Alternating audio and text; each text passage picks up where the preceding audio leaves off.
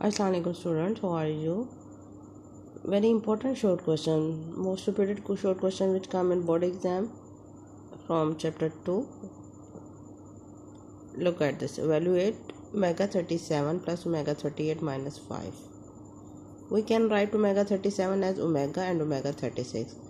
36 and 1 37 and 38 को हम लिख सकते हैं ओमेगा स्क्वायर और ओमेगा 36 बिकॉज 36 और 2 में 2 ऐड करें 38 आ जाएगा माइनस 5। ये हमने 36 की फॉर्म में क्यों लिखा? क्योंकि हम 36 जो है डिविजिबल बाय 3 है और ओमेगा क्यूब की वैल्यू क्या है 1। बेटा यहाँ में से मैंने ओमेगा 36 कॉमन ले लेती हूँ। ओमेगा 36 कॉमन लूँगी, रिमेनिंग टर्म आ जाएगी omega plus omega square and minus 5। Omega 36 को लिख सकती हूँ 3 12 जार 36, 12 3 जार 36 है ना। ओमेगा प्लस ओमेगा स्क्वायर किसके इक्वल है? ये इक्वल टू 0। इन दो टर्म्स की वैल्यू फाइंड आउट करनी तो +1 हो तो जाके -1 हो जाएगा। तो ओमेगा प्लस ओमेगा स्क्वायर की वैल्यू क्या होगी? -1 and -5। Answer is -6 and omega cube किसके इक्वल है? 1 के। It's your answer. That's it. Another important question, omega 13 plus omega -17। अब ये बेटा इनके एक्सपोनेंट दोनों नेगेटिव है तो क्या करेंगे, इनका रेसिप्रोकल ले लेंगे। जब रेसिप्रोकल लेंगे तो ये -13 की पावर +13 हो जाएगी और -17 की पावर जो है नेगेटिव वो पॉजिटिव हो जाएगी। 13 को हम लिख सकते हैं ओमेगा 1 एंड ओमेगा 12।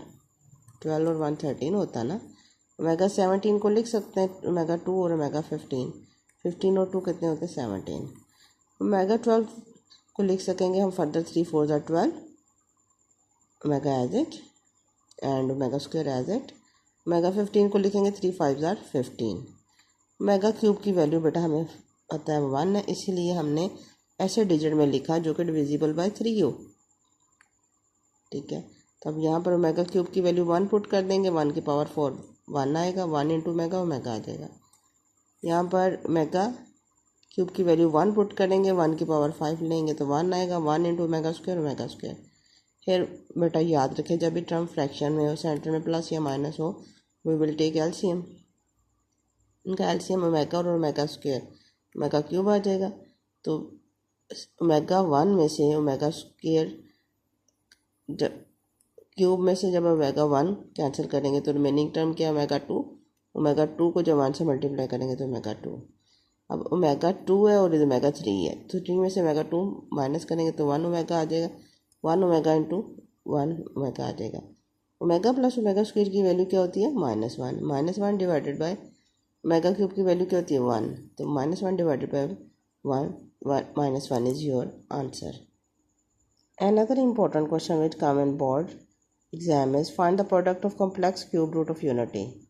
बेटा आपने complex cube root of unity की प्रोडक्ट फाइंड आउट करना। प्रोडक्ट का मतलब मल्टीप्लाई करें किसको? complex cube root को। तो complex cube root of unity आपको पता होना चाहिए। वो क्या है? 3 complex cube root of unity क्या है? 1 है, -1 प्लस -3 का स्क्वायर रूट ओवर 2 ये ओमेगा की वैल्यू है, एंड -1 -3 का √2 ये ओमेगा स्क्वायर की वैल्यू होती है। हमने इनको मल्टीप्लाई करेंगे तो आपने वेरीफाई करना है कि इनके प्रोडक्ट किसके इक्वल होती है। Product of cube root of unity, इन तीनों टर्म्स को हमने मल्टीप्लाई किया। बेटा जब 1 से मल्टीप्लाई करेंगे तो सेम वही आंसर आ जाएगा। अब देखें यहाँ पर फर्स्ट टर्म को फर्स्ट टर्म से मल्टीप्लाई करें तो फर्स्ट टर्म का square plus minus minus, second term को जब सेकेंड टर्म से मल्टीप्लाई करेंगे तो सेकेंड टर्म का स्क्वायर 2 2 ज़ा 4, -1 का स्क्वायर +1 आ जाएगा, स्क्वायर रूट से कैंसिल आउट, -3 रिमेनिंग टर्म है, माइनस माइनस प्लस है, 1 + 3 4, 4 डिवाइडेड बाई 4 1।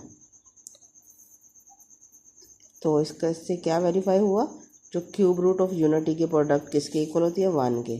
तो ये देखें 1, ये किसकी वैल्यू थी? ओमेगा की, तो ये ओमेगा की। और ये किसकी वैल्यू थी? ओमेगा स्क्वायर की, तो ये ओमेगा स्क्वायर। तो 1 into omega plus omega square, 1 into omega square किसके equal? Omega cube. Which is equal to 1। तो ये भी बेटा हमने वेरीफाई करना था कि जो product of cube root of unity है वो किसकी इक्वल होती है, 1 की। और ये फार्मूला हमने वेरीफाई कर दिया, ओमेगा क्यूब इक्वल है 1 के। Another important question which come in board exam is find omega square if omega equal है this।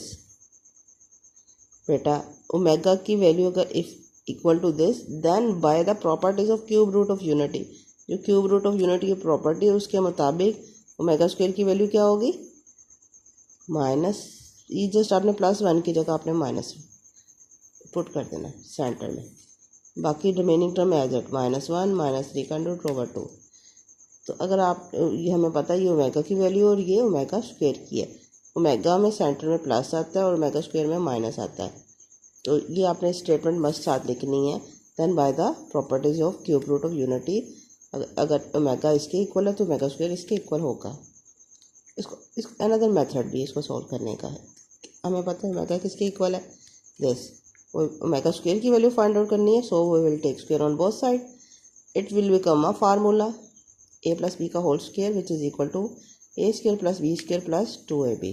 तो बेटा मैंने देखे फर्स्ट टर्म का स्क्वायर प्लस सेकेंड टर्म का स्क्वायर प्लस 2 फार्मूले का first term into second term, और 2 का स्क्वायर क्या 4, -1 का स्क्वायर +1 आ जाएगा, स्क्वायर रूट से cancel out, remaining term is -3 and 2 into -1 -2 and remaining term as it.